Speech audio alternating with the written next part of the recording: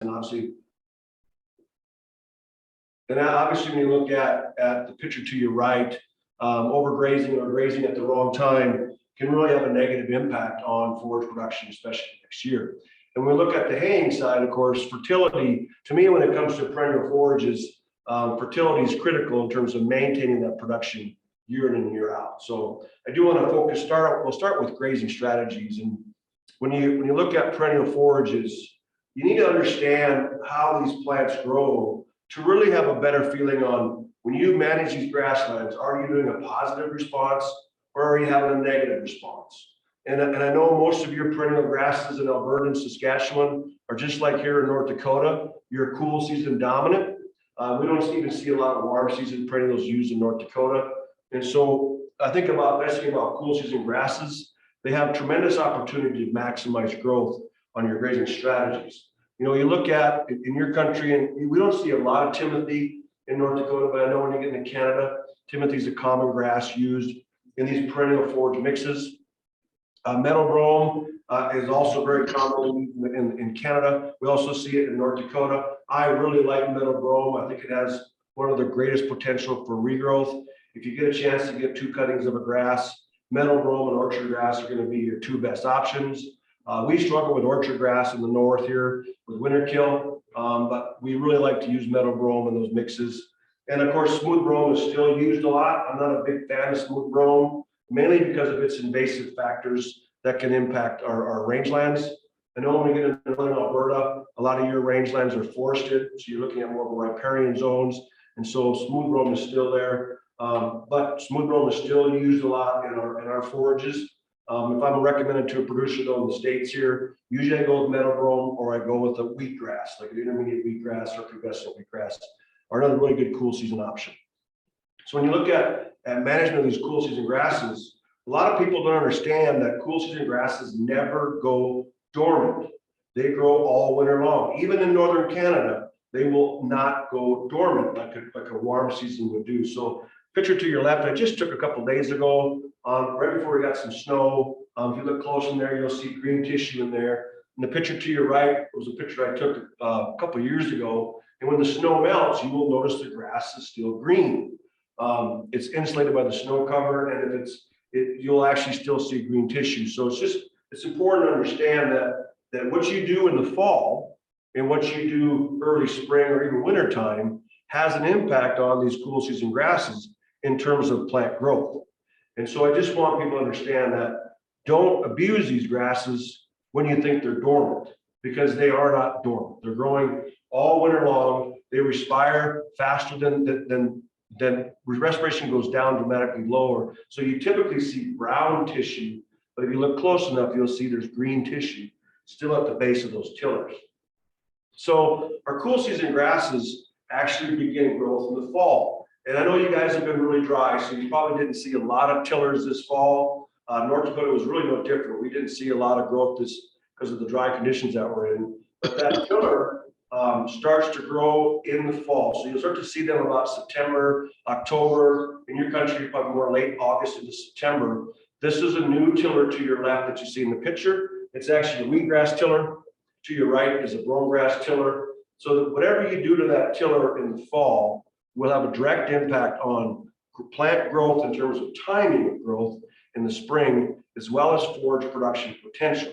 And so if you actually graze that tiller off in the fall, you give up production the following year. If you kill that tiller or that tiller doesn't survive, it delays growth the subsequent spring by about 1 to 2 years.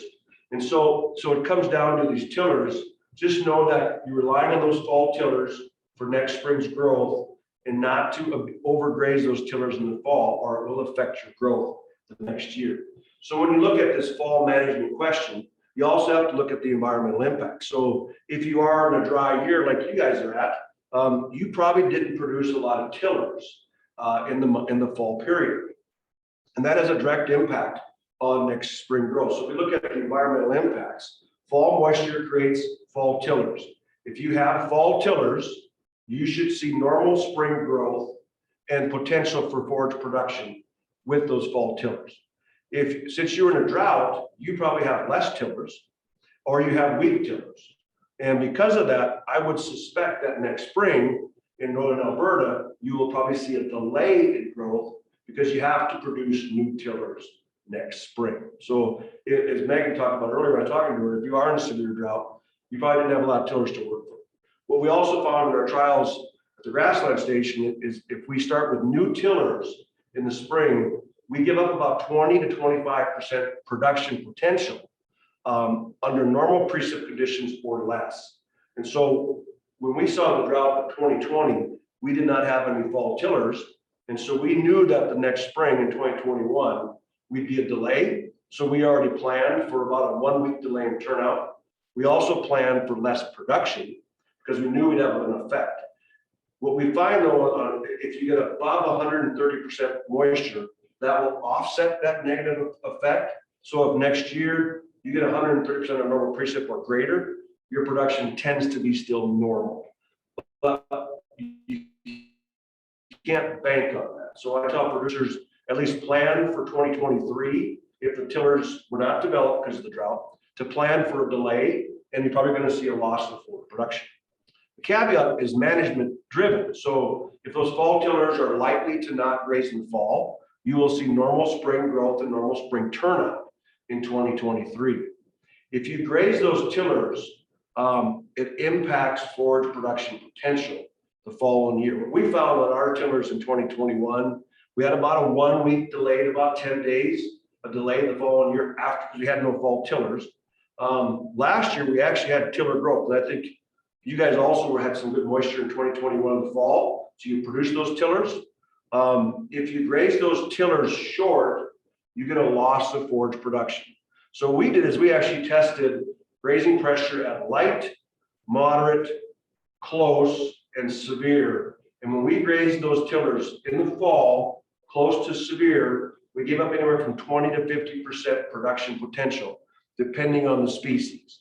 Wheatgrass was probably affected the most. Bluegrass really took an impact, but the bunch grasses, like a wheatgrass or crested, meadow brome, didn't seem to be as affected as much. It was those rhizomatous tillers that seemed to be the biggest effect. So my story here is that if you do graze in the fall, don't graze those pastures short in the fall, or you will see an impact the following year, especially if you don't fertilize those pastures.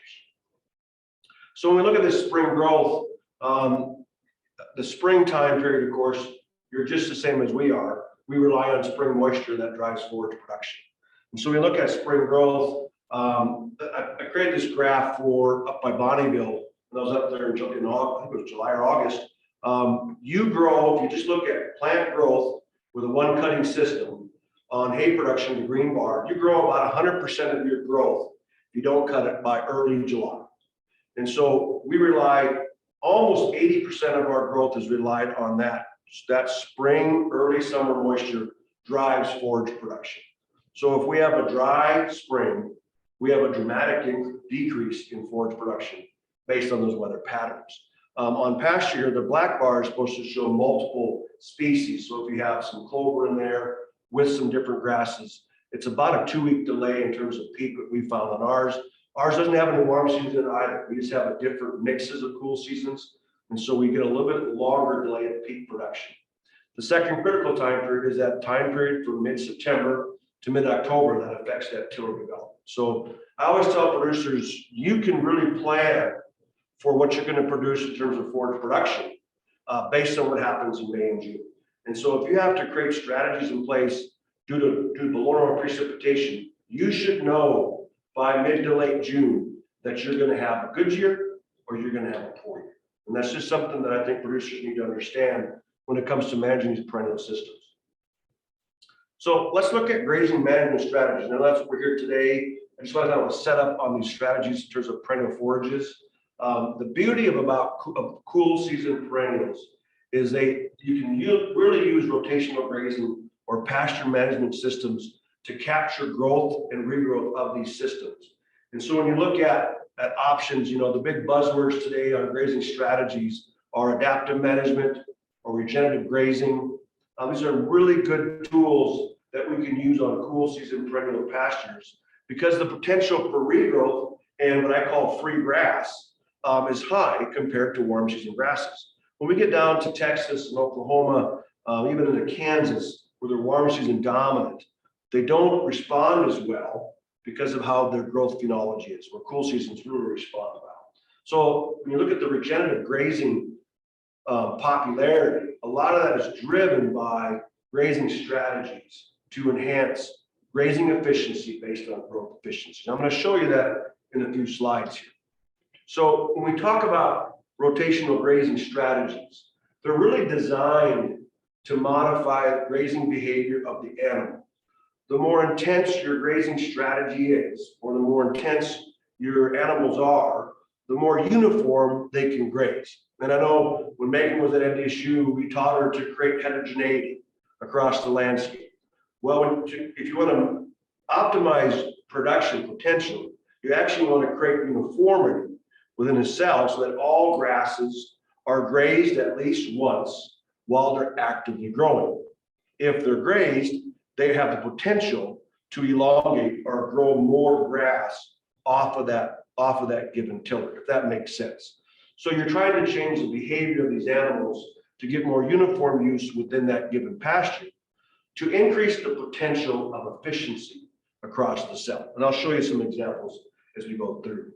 So when I visit with producers, they always ask me, how do we do this? How do we get more uniformity in our grazing patterns? And it's really a function of stock density and adjusting that stock density to change that animal's grazing behavior, if that makes sense. So obviously this picture here is a high stock density of animals under what I'd call probably close to a mob grazing scenario. I'm not a huge fan of mob grazing. I think mob grazing is very inefficient because most of the grass is actually trampled and taken down to the soil surface.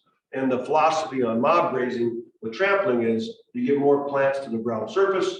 Do you get more microbial activity that increases organic carbon at the surface? And the debate there is, yeah, you probably get more organic carbon, but that carbon still has to get into the soil profile. So the microbes have to somehow break that down at the surface and get it into the soil profile. So I think there's a point where you can get too high a stock density and then actually negatively affect growth efficiency of those pastures. And that's just a different topic we'll talk about. But what I'm getting at here, this is a grass that's growing here, and I don't know if my mouse points here, but this is designed to show the growing point of this grass is typically on a grass that's found in the bottom two leaves. So if you look at the bottom leaf and the second leaf, you have an internode. That internode is the growing point of that grass. Your goal should be to come in there and graze that grass 1 to 2 times, usually 1 time, so they don't graze the growing point, so they graze above the growing point. So this example shows a cow comes in, they graze that grass. You then move your cows off to allow recovery. And because you're above the growing point, that grass will elongate. You'll continue to get elongation. Cool season grasses, if moisture is not a limiting factor, do a tremendous job of cell elongation. And because you end up changing the carbon to nitrogen ratio, it also produces more tillers to increase the carbon above the surface. So in time, you can actually thicken a stand of grass by producing more tillers. This works best, obviously, in grasses that are rhizomatous. Bunch grasses don't work the same way. They tend to produce the tillers or the new growth from a bud within the crown. So if you have a bunch grass, that tends to increase the number of leaves within a crown, and you don't get as many tillers within the gaps. But the concept's the same. As you produce this new growth, then as you as a producer, you can come back and either regraze that growth, which increases your harvest efficiency, or you can not come back and graze it and increase the health of the plant, depending on what your objectives are. Even in a haying system, you do the same thing. You come back and clip your grass. If you mow too low and you mow below the growing point, that plant is done growing and it will have to produce new growth from a tiller. So a classic example is Timothy. Timothy produces an elevated growing point. So when you come in and you mow that at a 2-inch stubble height, that plant is done growing and it has to get new growth from a tiller, which is why you don't see a lot of regrowth on Timothy, because it's that new tiller you really won't see till the next year. Meadow brome, orchard grass are 2 grasses that regrow really well and their growing point is low to the ground. So when you come in and take that first cutting off, you get better regrowth on a meadow grown orchard grass because of its growth phenology. And that's a trick you can use to get multiple cuttings if moisture's there. I know your growing season's short. Some years you might get 2 cuttings on some of them, some you don't. Timothy, you rarely ever get. But you can still come back in and graze that Timothy as long as you don't graze too short. Hope that makes sense. That's kind of where I'm getting at and setting up on a grazing strategy to kind of capture that regrowth. So I like to use this example. If you look at cattle, even in a perennial mix, if you have a monoculture of a perennial or you have a couple perennials, when you see native prairie in our country where we actually have grasslands versus woodlands, cows are very selective when they're allowed to graze season long. So in this picture, you'll see cows come in. Cows tend to graze sweet spots. We did a trial that we just put out for publication that shows cows will graze the same location every year. They love their sweet spots. They'll come in there and graze those sweet spots until you get into a drought scenario where all of a sudden the sweet spots are gone and they're going to graze everything else. They're very selective. So even in a monoculture, they'll still have their sweet spots they're going to graze in year one. And my example is me, when I go to a buffet, I really like chicken thighs and I really like white sauce pizza, and I really like ice cream. And so I usually go to a buffet about 4 o'clock and I get this in my diet. And then when I go back for seconds, I get the same selection. And when I go back for thirds, I get the same selection. So cows tend to be lazy and like to pick the same areas. If I go into a buffet at 5:30, now I'm competing with the same people, I may end up having to eat a red sauce pizza. I don't like red sauce pizza. So instead of eating 6 of them, I may only eat 2 of them. And if I can't get any thighs, I'm going to eat less thighs. The problem is I'll still leave a buffet full. And you can do the same thing with cattle. When they come into a pasture, so you create that, you modify that stock density so they're not as selective. Doesn't mean they're still not going to eat enough feed. If you get the density high enough, then it will impact intake. So when I leave a buffet, I still leave full. But if I have to eat a red sauce pizza, I'm not going to be as full. And it's just kind of the same concept with livestock. So if you get into a grazing strategy, you have a cell, whether it's a monoculture or a mix, and you split that. And in this example here, I've created a 4-pasture system. Cows are now in 1 cell, so I've quadrupled the stock density. They tend to be a little less selective. The beauty of it is, though, is they graze a lot like sheep. So if any of you ever seen sheep graze, they graze as a flock or as a unit, and they cover that pasture fairly uniform.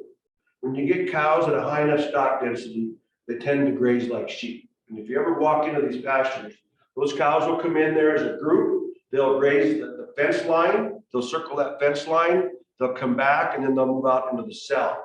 And so you end up getting most of the grass consumed at least once. And that should be your goal, is to get that grass grazed. Grazing is good for grasses. If you get it grazed right, you now increase the opportunity for more grasses to elongate. Where if they pick and choose, some of them grasses get ahead of you, they go to seed head, you've now lost all of your potential to elongate once they go to head. So in this example, you get natural deferment, and you move those cows through there, and then you get recovery. And the more intense you are, the shorter you graze, the more recovery you have you need to have in that cell. And recovery is important because the time period you need for these grasses to recover gets more and more critical as you graze a pasture short. I don't mind disturbance at a heavy scale, but you only want to do that once every 3 to 4, in your country, probably once every 5 to 6 years. But you got to have more recovery on the backside. Otherwise, you're actually going to reduce vigor and increase opportunity for weeds or undesirable grasses to come in that cell. I hope that makes sense, but that's your best way. This is kind of the push you see in regenerative ag or adaptive management, is to try and get this uniform use within a cell and try and get your opportunity to increase grass growth that you capture through the cow. And so this is just an example. And when I look at it really is a graze, recovery, graze, period. That is going to be your most effective at capturing plant growth. A lot of producers will do a once over, they'll graze it, let it recover. But the growth that you create, especially if you have a meadow grown, you should actually come back and capture some of that growth, or you reduce your harvest efficiency. Is that negative for the plant? No. If you want to actually let it recover and not graze it, that's not bad. But you're giving up the potential to increase your harvest efficiency. The higher your harvest efficiency is, the more pounds of beef you produce per given acre or hectare. So that's kind of where we're getting from. There are producers who will actually mow, take off a hay crop on some of these perennials, give it recovery, and then graze. Normally, we'll see this in terms of fall grazing. We do it at the research station every year. We don't graze every hay meadow every year. So we'll give at least 1 to 2 year recovery on our rotation. But it's important that we don't overgraze that hay meadow or that hay ground that fall, because I'm relying on that fall tiller to be my growth for next year. So if I graze it too close, I'm going to impact production. And we did this by accident in 2019. We had an open winter. We kept our cows on our meadow brome pasture, and we were grazing into the month of February. And when we came off, I noticed we got pretty short. And that next year, we produced about half the production because we grazed too long and too short in the fall. So know there are ramifications if you do graze too short on these hay meadows. The other option is actually a double cropping mowing, and that comes down to grass species varieties. Meadow brome fits this well. I don't know how much orchard grass you grow in that country, but orchard grass also regrows well. It's just important not to mow too late in the season on that second crop, and you want enough recovery in the fall for those tillers to actually recover going into the winter. And so if you do that too many times on the same field, you're gonna have to add more nutrients for one, and two, you'll also see a loss of production in time. And the one thing you don't want to do, and I don't want to do this either, is have to reseed a perennial stand by year 4 or year 5. I want my perennial stands to last a long time. Our meadow brome grass stand that we still have today is going on 30 years old. We manage it as best we can, and we do some fertility to maintain our production on that stand. So those are kind of your options you can look at within a grazing strategy or a mowing strategy. So when I talk about efficiency or growth efficiency, I'm going to go through this slide. I'm only going to show you one slide. This is a pasture setting, and ours is actually rangeland, but we're dominated by cool season grasses. If you see in the bar, this is 3 years of data. The black bar is what I call net primary production. So that's the end of season production, what we grew. The gray bar is peak production, and the checkered bar is actually cumulative growth. And this is actually growth. So this is the first rotation through. This is what's consumed, plus the regrowth from the recovery period. And then the second rotation, we come in and graze it again. That's our second intake. And so in the end, on an average over the 3 years, we were able to capture through grazing efficiency 33% more grass growth than if we just did a once over system. And when we come off this pasture, our average degree of disappearance was just under 50% over the 3 years. I think it varied from anywhere from 42% to about 54%, depending on the drought year. So we still took that take half, leave half concept on our perennial forages, but we're able to maximize or at least optimize growth efficiency and harvest efficiency through the grazing strategy. And I hope that makes sense, because it's a really cool tool to create more pounds of beef per acre. So when we look at rotational grazing strategies, what you also find is they tend to be more drought resilient, because within your rotation system, if you get enough recovery on the systems, they should carry you longer into the season. But we find that the rotation system, we can actually handle a 1 year drought without having any impacts on the carrying capacity or numbers of cattle over the time period. So you're assuming that there's no long-term overgrazing within your management strategies. Recovery is sufficient. You should actually enhance plant growth, thus you become more resilient to dry conditions. At the research station on a rotation system, we actually were able to go through, we're on a 3rd year drought now, and we still have not adjusted numbers on that trial compared to our continuous grazing. Last year, we actually had to come off about 2 months earlier than normal because of the drought. So you end up creating a more resilient system, which should be a goal within your operation. So you not only increase growth efficiency, you also increase drought resiliency on those systems. And when you get into back-to-back droughts, one thing about rotation system, it gives you the flexibility to only have to say overuse one of your cells. So if you have 4 cells, you can focus on the negative impact on one of your cells instead of all of your cells. And then the next year, you need to create some deferment on those cells so they can recover. Recovery is important in maintaining healthy plants. And so if you do overgraze a cell, know the next year you need to defer during that springtime period so they can get recovery, get a lot of leaf tissue, so you can use that leaf tissue to manufacture and harvest carbon dioxide and sun energy. So from there, I know we have to ask some questions. I'm going to end with hay management. I'm not a big hay person on this, but I know when it comes to perennial forages on our hay meadows, the most critical part of the hay management is actually nutrient management. This is actually some data out of Canada.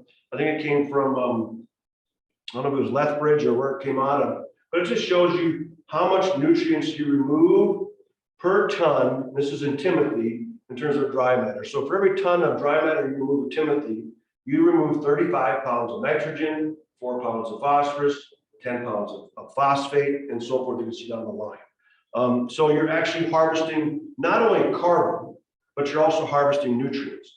And so in time, these grasses will become nutrient deficient. And the data that I saw at a Mandan ARS station is it takes about 3 to 4 years before they become nutrient deficient, and you need to fertilize these stands. And my rule of thumb is I can always tell when a perennial mix stand becomes deficient, they tend to be off yellow color.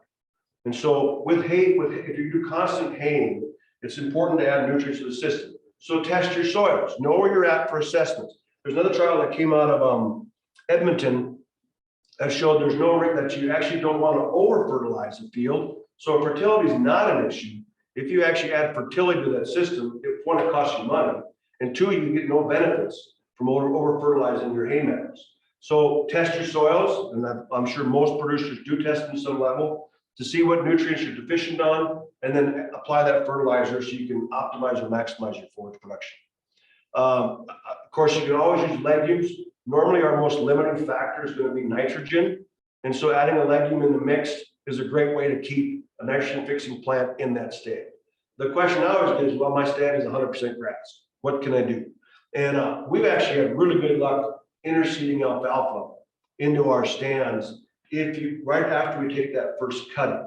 Or we'll come in there and graze that stand fairly hard in the spring, and then we'll come in and drill that into that stand.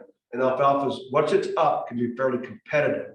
And it does work. If moisture is not a limiting factor, interseeding alfalfa into these grass stands tends to work pretty well. I haven't had any good luck with clovers. It just seems to be alfalfa's been my best luck. And so lastly, I think every hay field should be grazed at least once every 3 to 4 years. It's a great way to bring nutrients into the system. You know, that cow is a great factory of creating nitrogen, whether it's in the urine or the manure. And so every one of our hay meadows is grazed at least once every 3 years. Some are grazed once every 2 years. And it's a great way to add fertility into that stand. And also, if you think about when you hay your perennial forages, you tend to always cut at that 2 to 4 inch stubble height. So you're creating this one-time negative impact for that plant to respond to. If you actually allow some grazing to occur on those stands, you actually create a healthier plant by grazing it with the saliva effect, and you get some natural nutrients in the system. So don't be afraid to add grazing into that stand, whether you actually don't even hay it 1 year and you just do a grazing program within that. But there's a lot of options. It's just, I think adding the cow to hay ground is a great tool to add fertility to the system. So I think I'm about 35 minutes, so I'm not going to end up here, but we did a trial on ours that looked at microbial activity, and that's the beauty of the cow, is it does add another level of microbial activity within below ground that actually helps those grasses in terms of that mycorrhiza and in terms of how those microbial populations can increase production. And we have a grad student working on this trial. I know this is a little bit noisy, but if you just look at the left side, what we did is we looked at no grazing, which is the yellow bar. The green bar is moderate grazing. The second one, the more bluish one is full grazing, and this is heavy grazing. In all three grazing effects, we've increased organic matter by almost, I think it's about 20% in terms of no grazing at all, or long-term no grazing. If you look at total carbon, it's almost a 25% increase in carbon. and organic carbon is about also 25%, irrelevant of how you graze that cell. So grazing is actually quite beneficial in terms of organic matter built up and carbon built up into that system. If you look at the bottom bar here, you see carbon nitrogen ratio. Grazing increases that carbon nitrogen ratio, which you want carbon. Carbon is part of your carbohydrates, and so that's critical for microbial activity. And then the next bar, we didn't see any impact on large macroorganisms. This is your soil stability. You want large macros. We didn't see any difference there, but we did see an increase in micro aggregates with the heavy use system. And you don't want to get a lot of aggregates. Then you almost get powdery in terms of your soil profile, and then that can be negative in time. There's no statistical difference on that one for now, but it's just, you can show where the cow can add benefit to these soils in terms of soil health characteristics on these grounds that you're putting these perennial forages into. So from there, I'm going to send it back to Megan. I'll stop sharing my slide and we can take some questions.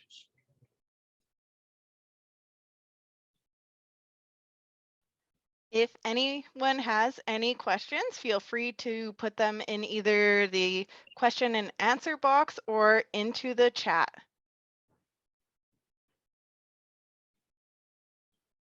Was no grazing hayed or just left? In this trial, the no grazing was not hayed. So it was actually a no grazing scenario. It would have been hayed prior to it and then not hayed at all.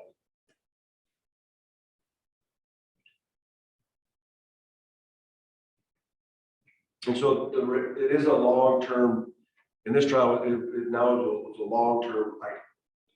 And so non-use is actually the most detrimental thing you can do on perennial forages.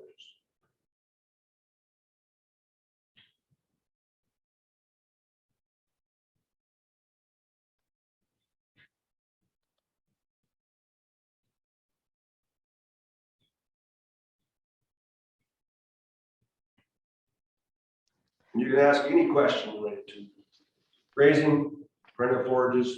You know, I'll do my best to answer them. I guess while we're waiting for more questions, I will talk a little bit about the upcoming Perennial Forage webinar series that we have going on. So on November 22nd, we're going to have Grant Lestuka talk about forage stand rejuvenation. And then on November 29th, Grant is going to join us once again to talk about seeding perennial forages.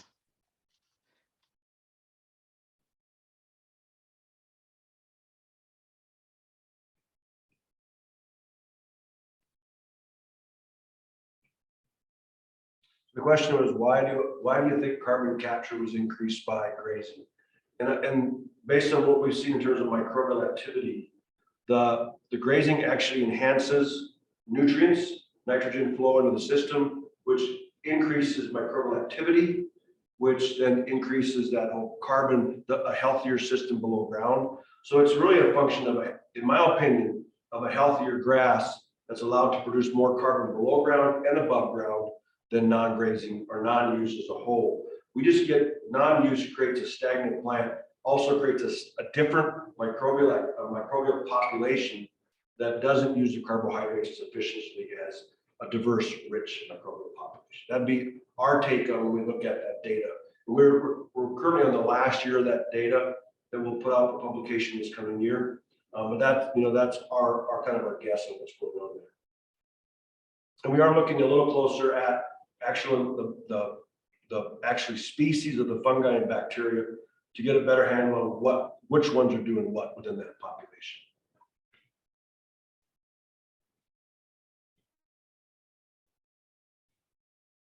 What I was a little bit surprised on was the heavy use cells tended to not be negatively affected, and in some of the characteristics we actually saw more positive response to microbial activity with the severe than even the moderate grazing. So it's curious to see after the 3 years of the data, will that hold through? Because I thought severe grazing might actually change. You get some death of the root tissue, thus it should change the microbial activity. And right now, in the short term, that does not happen.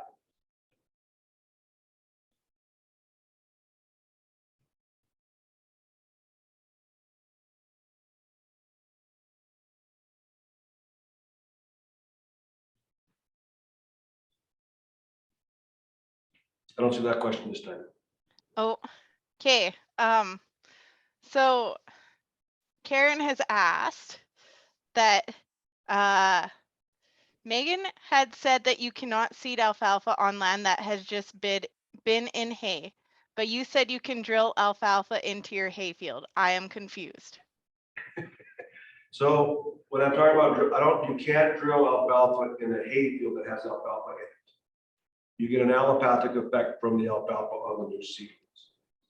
That doesn't occur when you seed an alfalfa into a grass stand. The issue is you need to get the grass stand stressed somehow so you can get those seeds to germinate and survive. And so you have to prep it some way so you can get those alfalfa seedlings to come up and survive competition. And if you just drill into a stand and and if the grass is healthy, Megan's correct, you won't have a very success in terms of growth. Where it works the best, actually, is when you go into a grass stand and you do a light rate around it. So you don't kill the grass, but you suppress the grass growth. Alfalfa comes up the best in that scenario. When we graze it really hard, so you stress it, we can then drill into it. If it's wet afterwards, you also will fail because the grasses respond really well to moisture. So timing is important, and the environment you create for competition with the alfalfa seedling will drive your success. And so when we have the best success is when we stress that grass the best, and then the alfalfa can come up, especially when the alfalfa is up. Then you can come in there and cut that grass again. So you cut the grass, it has to come back and regrow. The alfalfa is short enough, it will pop, and you'll see it better than the second year in the inner seed. So I don't mean Megan's not wrong, it's just the timing becomes a critical issue. And it's also, you can't do alfalfa in alfalfa. You have to wait at least 90 days of active growing. So when you kill alfalfa off, you need to have that plant dead for 90 days before you come back in and drill alfalfa in an alfalfa stand, or you're going to have a poor stand. Is that what you talked about, Megan? Yep.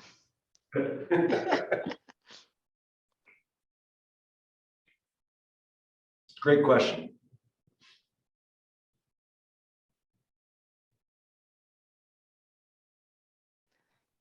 Are there any other last minute questions?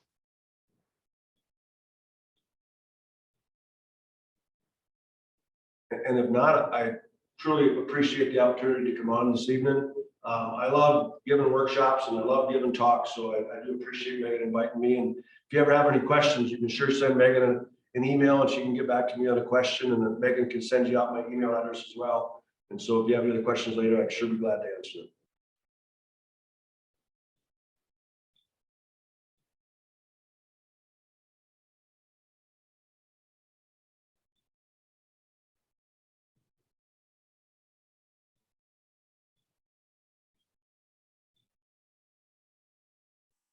Looks like we're good. Yeah. Well, thank you so much, Kevin, for that presentation. I know I definitely learned lots. I always learn something when I hear you speak, so it's great to hear you speak again, and hopefully we will get you back to Canada sometime soon. I look forward to it. I really enjoyed it. I love seeing new country. I love meeting new people. So I do appreciate the chance.